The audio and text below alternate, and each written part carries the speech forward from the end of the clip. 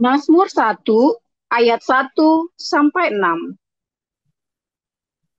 Berbahagialah orang yang tidak berjalan menurut nasihat orang fasik, yang tidak berdiri di jalan orang berdosa, dan yang tidak duduk dalam kumpulan pencemooh. Tetapi yang kesukaannya ialah Taurat Tuhan, dan yang merenungkan Taurat itu siang dan malam. Ia seperti pohon yang ditanam di tepi aliran air, yang menghasilkan buahnya pada musimnya, dan yang tidak layu daunnya, apa saja yang diperbuatnya berhasil. Bukan demikian orang fasik, mereka seperti sekam yang ditiupkan angin. Sebab itu, orang fasik tidak akan tahan dalam penghakiman. Begitu pula orang berdosa dalam perkumpulan orang benar. Sebab Tuhan mengenal jalan orang benar, tetapi jalan orang fasik menuju kebinasaan.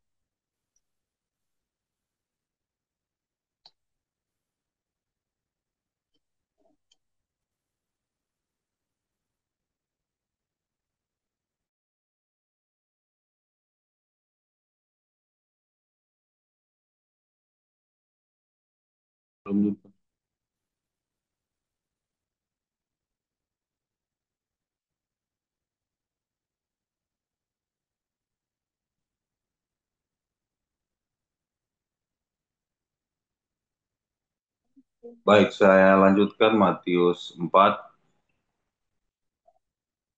Maka Yesus dibawa oleh Roh ke padang gurun untuk dicobai iblis. Dan setelah berpuasa 40 hari dan 40 malam, akhirnya laparlah Yesus. Lalu datanglah si pencoba itu dan berkata kepadanya, "Jika engkau anak Allah, perintahkanlah supaya batu-batu ini menjadi roti." Tetapi Yesus menjawab, "Ada tertulis, manusia hidup bukan dari roti saja, tetapi dari setiap firman yang keluar dari mulut Allah." Kemudian iblis membawanya ke kota suci dan menempatkan dia di bubungan bait Allah. Lalu berkata kepadanya, "Jika engkau anak Allah, jatuhkanlah dirimu ke bawah. Sebab ada tertulis, mengenai engkau ia akan memerintahkan malaikat-malaikatnya, dan mereka akan menatang engkau di atas tangannya, supaya kakimu jangan terantuk pada batu." Yesus berkata kepadanya, "Ada pula tertulis, janganlah engkau mencobai Tuhan Allahmu." Dan iblis membawanya pula ke atas gunung yang sangat tinggi dan memperlihatkannya kepadanya semua kerajaan dunia dengan kemegahannya, dan berkata kepadanya, "Semua itu akan kuberikan kepadamu jika engkau sujud menyembah aku." Maka berkatalah Yesus kepadanya, "Enyalah iblis, sebab ada tertulis, engkau harus menyembah Tuhan Allahmu, dan hanya kepada Dia sajalah engkau berbakti." Lalu iblis meninggalkan dia, dan lihatlah malaikat-malaikat datang melayani Yesus. Tetapi waktu Yesus mendengar bahwa Yohanes telah ditangkap, menyingkirlah ia ke Galilea. Ia meninggalkan Nazaret dan diam di Kapernaum, di tepi danau, di daerah Zebulon dan Naftali, supaya genaplah firman yang disampaikan oleh Nabi Yesaya, "Tanah Zebulon dan tanah Naftali, jalan ke laut, daerah seberang sungai Yordan, Galilea, wilayah bangsa-bangsa lain. Bangsa yang diam dalam kegelapan telah melihat terang yang besar, dan bagi mereka yang diam di negeri yang dinaungi maut telah terbit terang." Sejak waktu itulah Yesus memberitakan, "Bertobatlah, sebab kerajaan sorga sudah dekat." Dan ketika Yesus sedang berjalan menyusuri danau Galilea, ia melihat dua orang bersaudara, yaitu Simon yang disebut Petrus dan Andreas saudaranya. Mereka sedang menebarkan jala di danau, sebab mereka penjala ikan. Yesus berkata kepada mereka, "Mari, ikutlah aku, dan kamu akan kujadikan penjala manusia." Lalu mereka pun segera meninggalkan jalannya dan mengikuti dia. Dan setelah Yesus pergi dari sana, dilihatnya pula dua orang bersaudara, yaitu Yakobus, anak Zebedeus, dan Yohanes saudaranya. Bersama ayah mereka, Zebedeus, sedang membereskan jala di dalam perahu. Yesus memanggil mereka, dan mereka segera meninggalkan perahu serta ayahnya, lalu mengikuti dia. Yesus pun berkeliling di seluruh Galilea. Ia mengajar dalam rumah-rumah ibadah dan memberitakan Injil Kerajaan Allah, serta melenyapkan segala penyakit dan kelemahan di antara bangsa itu. Maka tersiarlah berita tentang dia di seluruh Syria, dan dibawalah kepadanya semua orang yang buruk keadaannya, yang menderita berbagai penyakit dan sengsara, yang kerasukan, yang sakit ayan, dan yang lumpuh. Lalu Yesus menyembuhkan mereka. Maka orang banyak berbondong-bondong mengikuti dia.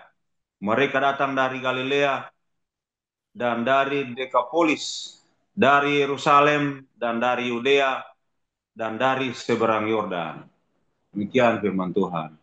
Haleluya, terima kasih Pak Mulia dan semua yang melayani luar biasa. Akhirnya kita hari ini belajar tentang tanah perjanjian. Kita sudahi padang gurun ya.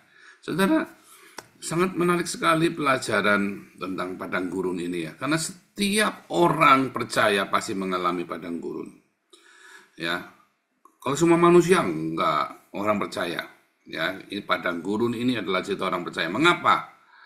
Karena setiap orang pasti memiliki Mesir dalam hidupnya atau tinggal di Mesir. Setiap orang itu dilahirkan di Mesir, di Goshen, saudara ya. Mau apapun itu pokoknya Anda dilahirkan di sana, di mana kita hidup dikelilingi dengan hawa nafsu, dikelilingi dengan segala macam hal-hal duniawi, segala macam ikatan-ikatan. Itulah sebabnya Wahyu 11 dikatakan dua saksi Allah itu mati, terus mayatnya ditaruh di jalan Sodom dan Mesir. Ya, itu lagi cerita kemewahan dunia, gelimang duniawi, materialistik, hawa nafsu, tetapi tipuan agama. Kalau kamu lihat tentang Mesir ini, ya, bagaimana si Yanes Yambres ini bisa menghipnotis Firaun dan seluruh rakyat Mesir, ya. Dihipnotis kan dengan sihirnya, itu kan cerita-cerita agama di zaman itu.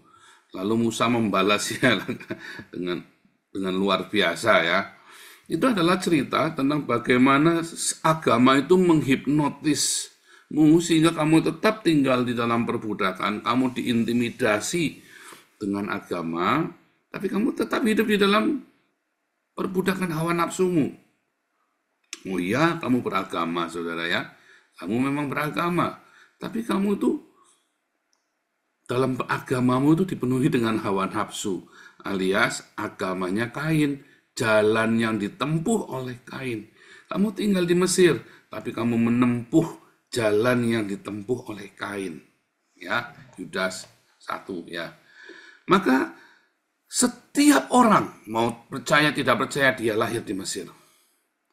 Dia berusaha untuk lepas dari dia hidup dalam duniawi duniawi dan hawa nafsu, dan dia mencoba menutupi itu, mencari pembenaran dengan agama, ya, dengan agama yang agamanya Kain. Kalau kamu ya beragama, kalau orang lain tidak seperti kamu, bunuh, bacok kayak si Charlie Kirk ya. Mungkin kalau kamu punya pendapat yang berbeda, ya bunuh. Karena orang-orang ini nggak suka kalau kamu beda dengan dia, ya. Jangan-jangan kamu juga begitu. Nah, banyak orang Kristen begitu loh. Kamu jangan pikir kamu sudah. Banyak orang Kristen tidak suka dengan kita karena kita beda dengan mereka. Nah, lalu kita dimusuhi, ya kan? Kita dimusuhi kan? Nah, biasa itu ya. Banyak orang Kristen yang begitu ya, Kristennya agamanya itu benar agama yang hasil pembenaran agamawi. Sekalipun dia Kristen, apalagi Islam, apalagi agama lain ya, apalagi Islam, apalagi ya. Islam itu paling tidak suka kalau kamu beragama beda sama dia. Ya, bunuh. Nah, itulah orang-orang yang tinggal di Mesir dan di Goshen. Kita semua ada di sana. Lalu ada panggilan, ya, ayo keluar dari Mesir menuju tanah perjanjian yang disediakan bagimu. Artinya keluar dari hawa nafsu, ya, tinggalkan semua hartamu duniawimu. Yuk kita jalan melewati padang gurun untuk masuk ke tanah perjanjian yang Tuhan sediakan dalam hidup kita. Banyak orang berpikir ya tanah perjanjian itu nanti adalah surgawi, ya tanah perjanjian kita adalah surga. Ya, tidak sepenuhnya salah, tetapi tidak sepenuhnya benar. Karena nyatanya orang Israel keluar dari Mesir masuk ke tanah perjanjian, mereka masih hidup, ya kan? Dan Yesus masuk ke padang gurun, keluar dari padang gurun, dia masih hidup. Padang gurun yang saya ceritakan adalah proses kehidupan, bukan perjalanan dari yang fana kepada yang kekal, bukan. Tapi saya lagi cerita proses kehidupan setiap orang sampai menempuh, sampai dia mencapai destiny, tujuan dalam hidupnya Tuhan berikan buat dia. Jadi ketika orang meninggalkan Mesirnya, duniawinya, kedagingannya, hawa nafsunya, dengan segala macam aksesoris dari agama yang penuh dengan ilusi dan delusi, lalu dia harus masuk melewati Laut Merah untuk dibaptis. Ya, sama seperti kita percaya untuk menjadi pengikut Musa, mereka dibaptis di dalam Laut Merah, ya kan? Laut Teberau, dan dibaptis di dalam awan. Apa itu dibaptis dalam awan? Dibaptis di dalam awan itu adalah pembaptisan Roh Kudus, karena di dalam awan itu hadirat Allah sendiri ada di sana. Maka ketika kamu mau masuk ke dalam padang gurun yang benar, kamu harus baptis air dan baptis Roh Kudus dulu tiap hari. Dituntun, kalau enggak kamu nggak tahu kamu mau kemana. Banyak orang sudah dibaptis dengan air, mengaku Kristen, kamu nggak bingung mau kemana nih habis dari Laut Merah. Karena kamu belum menerima Torah. Ya kan? Torah yang ditulis di hatimu, bukan Torah yang ditulis di batu. Orang Israel 50 hari setelah dia dibaptis di Laut Merah, 50 hari setelah dia keluar dari Mesir, maaf ya, setelah dia keluar dari Mesir, 50 hari kemudian mereka dibaptis, ya kan, dengan Torah, ya kan, di Gunung Sinai, menerima Torahnya. Kita juga demikian. Seharusnya ketika kita sudah dibaptis dengan air, keluar dari Mesir, dibaptis dengan air, lalu kita menerima rema. Roh Kudus itu kan rema, sudah belajar ya. Lalu kita masuk, kita harus punya satu rema. Apa yang menjadi remamu ya untuk kamu masuk ke padang gurun? Ya kan? Logosnya kan dikasih tahu sama Musa, kita akan pergi ke tanah perjanjian.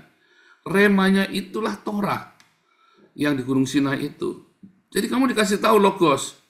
Ayo bertobat, ayo kita ini, ayo kita percaya kepada Tuhan Yesus, ayo masuk kita percaya kepada Tuhan Yesus. Lalu kamu dibaptis, itu kan baru logos. Remanya itu ketika kamu dibaptis dengan Roh Kudus, saudara. Ada satu rema ya yang akan membekali perjalananmu di padang gurun ya menuju ke tanah perjanjian yang seharusnya hanya beberapa puluh hari saja, nggak nyampe setahun. Ya, padang gurun itu. Karena setiap orang diperlengkapi dengan Roh Kudus untuk menjadi saksi. Setiap orang, destiny dari setiap orang adalah menjadi saksi. Masalahnya, banyak orang tidak menyadari masuk padang gurun aja enggak, karena dia sebenarnya masih di Mesir. Dia sudah nyebrang ke Laut Teberau, dia balik lagi ke Mesir. Dia sudah nyebrang ke, wah bolak-balik inggak saudara ya. Inggak itu apa? Ngelangi. Ngelangi itu apa saudara? Berenang nyebrang. Bolak-balik ke Pepe saudara, Laut Teberau. Berenang nyebrang, balik lagi ke Mesir, pergi lagi, balik nyebrang, pergi lagi ke Mesir, balik lagi. Nggak pernah dia menginjak Sinai, apalagi mau masuk di padang gurunnya dia. Akhirnya hidupnya itu selalu di dalam perbudakan dan dia mengira dia ada di padang gurun lagi menuju ke tanah perjanjian. Enggak, dia lagi masih di Mesir dia. Dia hidup masih dalam perbudakan, orang-orang dicambukin tiap hari, pagi-pagi kudu bangun bikin batu merah, dibakar sendiri, dicambukin lagi, apalagi kalau dia sudah ngaku Kristen. Kalau kamu sudah ngaku Kristen dan kamu hidup dengan hawa nafsumu, kamu akan menuai 2 kali lipat lebih berat daripada orang yang tidak ngaku Kristen, saudara. Kamu jangan tak percaya saya. Ibrani ya, Ibrani mengenal. Jangan kamu permainkan kasih karunia itu. Ya, jangan kamu permainkan. Tidak ada lagi penebusan kedua. Orang-orang yang sudah mengaku Kristen, ya saya dengan bangga saya Kristen. Tapi kamu masih hidup di dalam hawa nafsu kamu sudah tahu kebenaran, kamu dengar firman Tuhan loh. Kamu 2 kali menuai loh. Siapa tahu lebih banyak akan dituntut lebih banyak. Itulah sebabnya teman-teman kamu yang berzina nggak apa-apa, kamu sekali berzina disamber sama setan. Atau kamu sudah disamber setan, atau kamu setannya lah. Atau kamu jangan-jangan yang menjadi gigolo atau jadi lontenya. Ya kan? Karena kamu masih hidup di sana dan kamu ngaku bahwa kamu percaya kepada Tuhan Yesus. Kamu masih tinggal di Mesir, bolak-balik pergi nyebrang Laut Merah, pergi lagi dibaptis 10 kali padahal kamu ya. Siapa kemarin yang dibaptis 10 kali sampai saya bilangin, goblok kamu dibaptis 10 kali, bodoh banget kamu. Marah dia ya. Lagi di TikTok itu ya, dibaptis sampai 7 kali kan goblok saudara. Itu karena dia bolak-balik pergi, keluar dari Mesir, dia ke Laut Merah, dia nyebrang lagi, pulang lagi, dia pergi ke Mesir lagi, hidup dengan hawa nafsunya. Siapa yang begitu ngacung? Ya hati-hati saudara ya. Begitu kamu masuk ke Laut Merah, kamu harus nyebrang sampai ke Sinai. Sampai ke Gunung Sinai. Tapi kali ini bukan untuk menerima Torah, Logos. Sebab banyak orang setelah nyebrang, dia terima firman Tuhan, tujuannya buat boleh nggak boleh. Hitam putih, boleh nggak boleh. Terus kamu mulai cambukin orang lain dengan boleh nggak boleh. Ya kan? Karena itulah Torah yang kejam. Loh, kok dia udah berbahasa roh? Loh, kok dia ikut sana nggak boleh pelayanan lagi. Karena dia sudah ikut sama Bahtera. Wah, dia sudah ikut sama Nabi 26, tidak boleh lagi pelayanan. Oh, dia sudah begini. Loh kok dia masih begini? Di tempat kita tidak pernah menghakimi masa lalumu, saudara. Tapi kalau kamu sudah bergabung dengan kita, maka ada satu tuntutan tanggung jawab ketika kamu mulai menyampaikan firman Tuhan. Kamu harus menjadi teladan. Ya, begitu kamu mengajar, ya, bangun pagi, begitu kamu mengajar, yang nonton 2.000 orang. Minim-minimnya 800 orang, saudara, minim-minimnya. Maka kamu harus menjadi teladan bagi 800 orang ini. Kadang-kadang 2.000, kadang-kadang 4.000. Yang pun pagi ini ya. Jadi kamu harus menjadi teladan. Tetapi masalahnya, kamu bukannya menjadi teladan, tapi malah kamu, pengetahuan yang kamu miliki, ya malah buat nyambukin orang lain. Malah buat menghakimi orang lain. Malah buat mukulin orang lain. Itu cilakanya. Kamu belum terima rema, lalu kamu berusaha masuk ke padang gurun, bukan dengan rema, tetapi dengan kedaginganmu habis. Kamu berusaha lari ke tanah perjanjian, tidak bisa.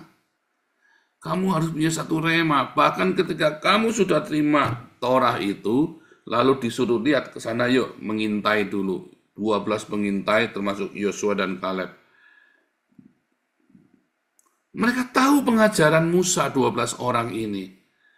Yang 10 ini ngamuk sama Yosua sama Kaleb karena Yosua dan Kaleb mengerti apa yang Musa katakan, Yehova Sebaot akan menyertai kita. Tapi yang 10 ini ngamuk karena dia tidak rema.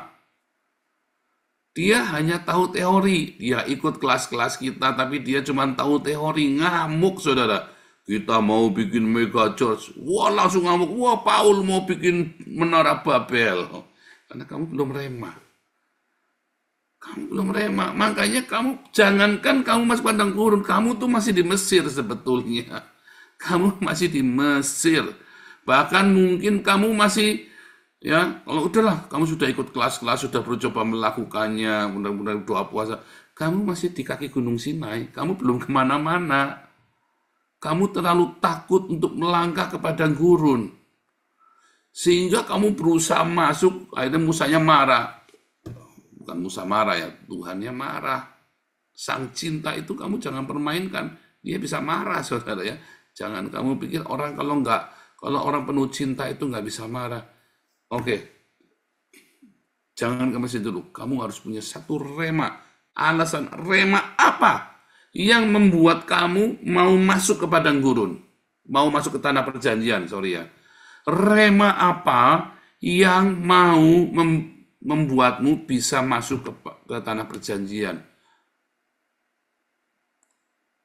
Kamu harus punya rema. Di tanah perjanjian kamu mau ngapain?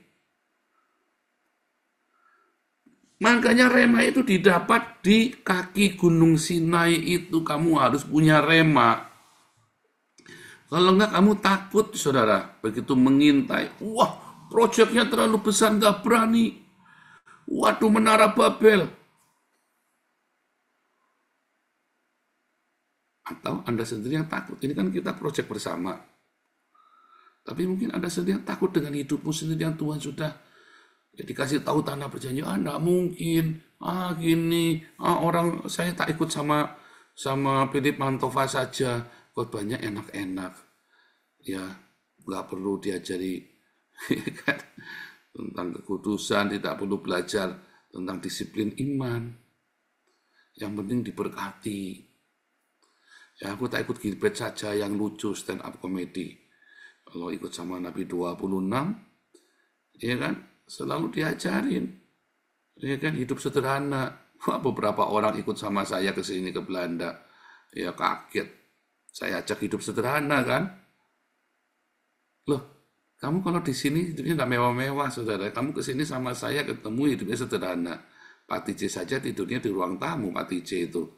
Bu mantu saja tidurnya di ruang tamu. Ya kan? Kalau kita tempat saya ngomong di ruang tamu. Ya kan? Semua sama. Ya, Pak Enarto juga sama ya. Cuma pas kemudian Pak Enarto masih beberes pastori malah ikut gotong-gotong kasur. Nah dulu Bu Lianti gotong-gotong gerobak malah. Dorong-dorong gerobak ya. Pakainya udah keren masih dorong-dorong gerobak. Batal meceng dah. Itulah kehidupan kita. Ya. Bersahaja dalam hidup setiap hari. Itu yang kita yakini. Itulah rema kita saudara. Kalau kamu nggak siap dengan rema ini, wah, kamu mungkin nggak cocok di sini. Kalau kamu tidak siap untuk bersahaja dalam hidup setiap hari, mungkin kamu nggak cocok di sini. Serius ya. Kamu harus bersahaja dalam hidup setiap hari, kamu mungkin bisa cocok. Ya. Bersedekah setiap hari. Kalau kamu pelit, nggak cocok kamu di sini. Remanya kita itu yang menggerakkan komunitas ini. Dan setiap orang punya rema juga. Kita punya rema di dalam komunitas, tapi kita punya rema untuk sendiri. Kebetulan orang Israel punya satu rema di dalam komunitasnya dia. Iya kan? There is no poor among us. Simple kan? Simple ya remanya orang Israel itu. Ketika di dalam Ulangan 7 dikatakan ya, ketika kamu masuk nanti ke tanah perjanjian, kamu tuh harus saling tolong-menolong satu sama lain. Supaya tidak ada orang yang miskin di tengah kalian, di tanah yang Tuhan berikan kepada kalian. Ya, menarik ya, saudara ya. Ada di mana itu? Pulusi, kalau enggak Ulangan 7, Ulangan 15, saya lupa ya. Ada di mana itu? Coba tolong dibuka. Ulangan 7 atau Ulangan 15. Tahun penghapusan hutang judulnya itu ya. Kamu harus menghapus hutang sesamamu pada saat setiap 7 tahun. Supaya jangan ada orang miskin di tengah kalian di tanah perjanjian. Di tanah yang kuberikan kepadamu. Di mana Pak Mulia? Ulangan 7 atau Ulangan 15? Biar penonton juga ini. Ulangan 15, Pak. Ulangan 15, ya, Ulangan 15 ya. Dan 15, itu di Pak. Ulangan 15 ayat 7. Dan itu diulang di dalam Kisah Rasul 2 ayat 42 sampai 44. Dan Kisah Rasul 4 ya, diulang lagi. Tidak ada orang yang berkekurangan di antara mereka. 2 kali Tuhan kasih Torah di Gunung Sinai, lalu kasih juga pesan supaya jangan ada yang miskin di tengah kalian. Yang kedua, Tuhan kasih Roh Kudus saat Pentakosta di Yerusalem. Dikatakan tidak ada yang kekurangan di antara mereka. Ya, sebab selalu ada yang berbagi. Ya kan? Saya ada bikin satu lagu lagi ya. There is no poor among us. Lihat di Instagram itu ya, potongan-potongan lagunya. Kalau kita hidup tanpa topeng, kita hidup bersama dengan sesama ya.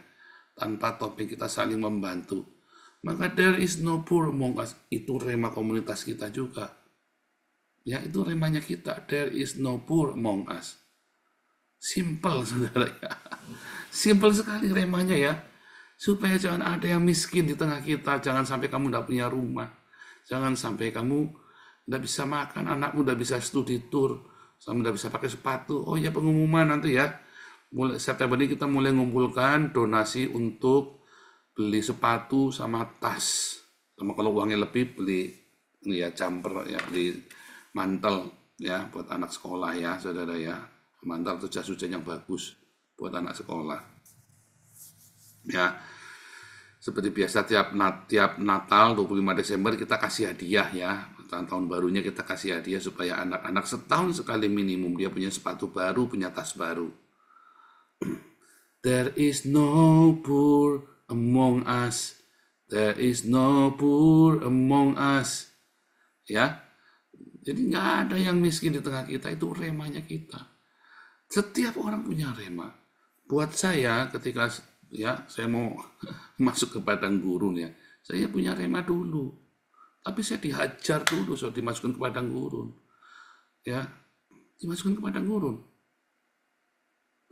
Dan banyak yang nggak tahan di sana karena dia apa?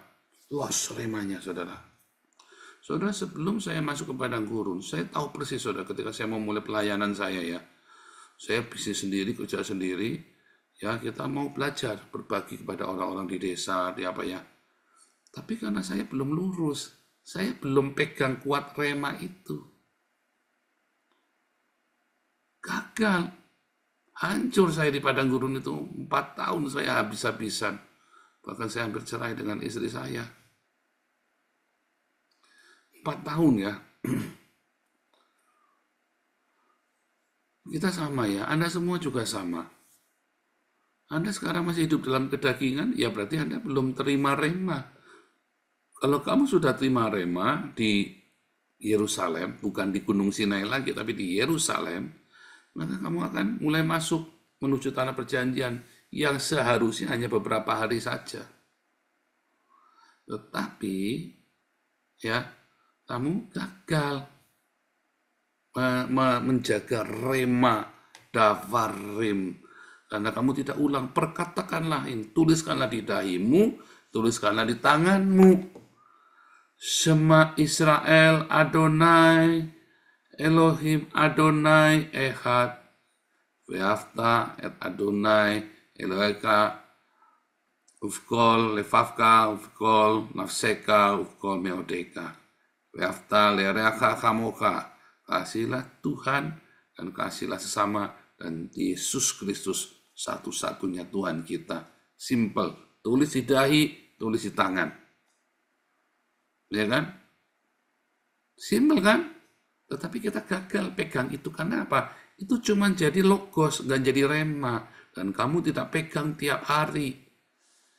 Makanya kita sekarang tiap hari kita selalu berkata, Shema Israel, Adonai Eloheinu, Adonai Echad.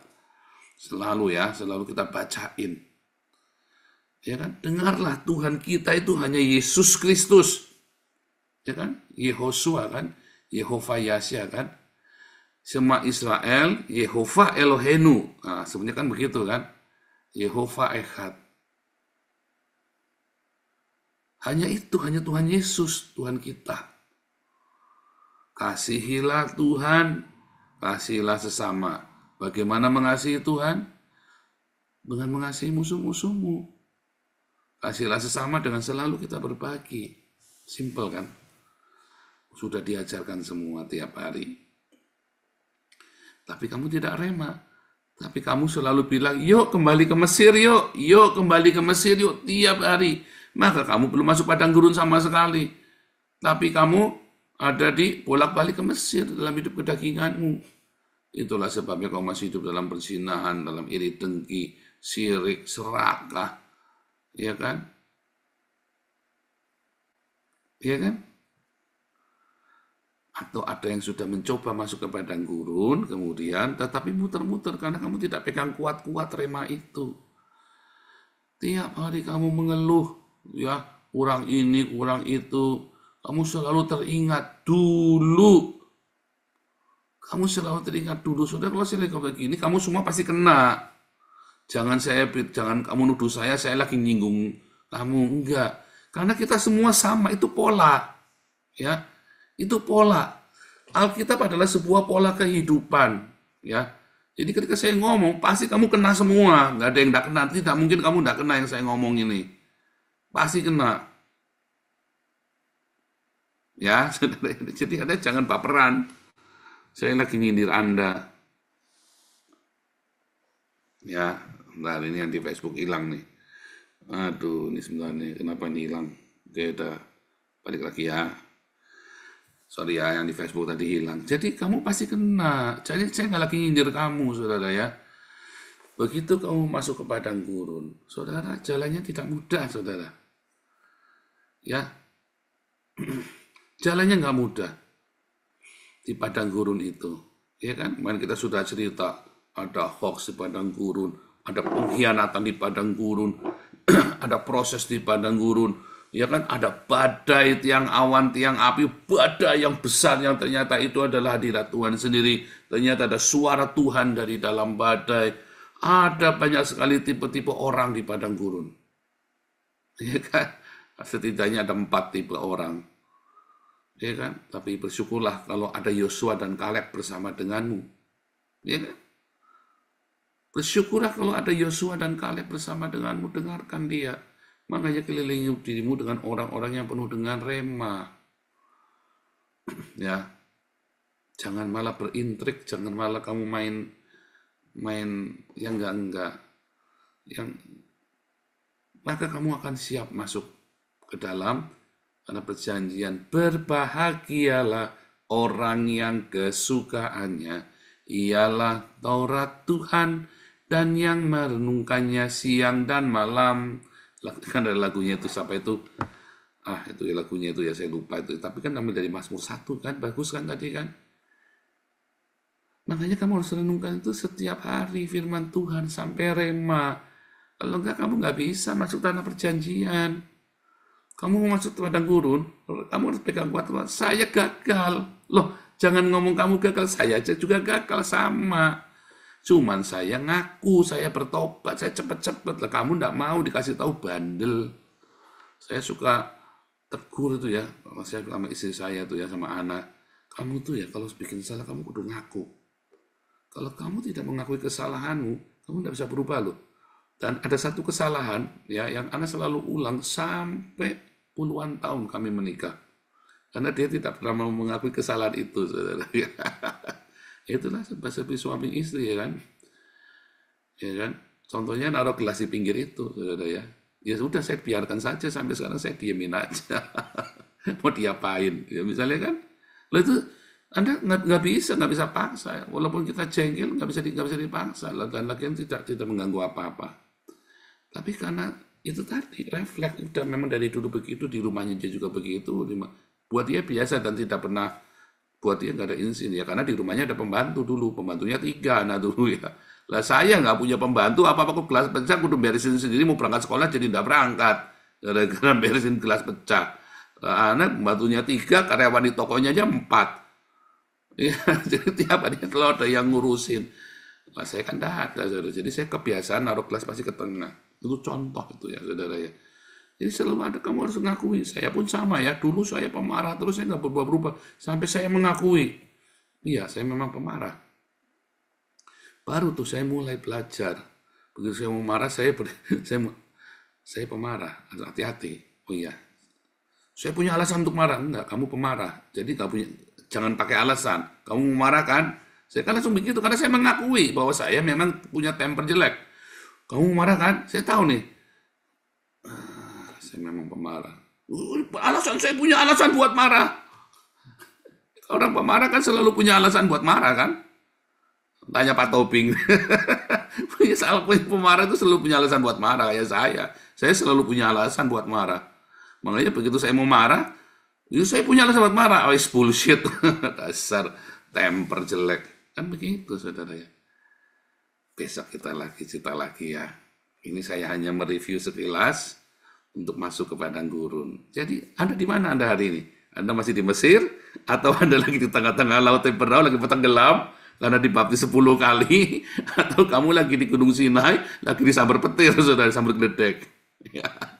Atau Anda lagi digigit kalajengking di padang gurun? Haleluya. Tuhan Yesus memberkati.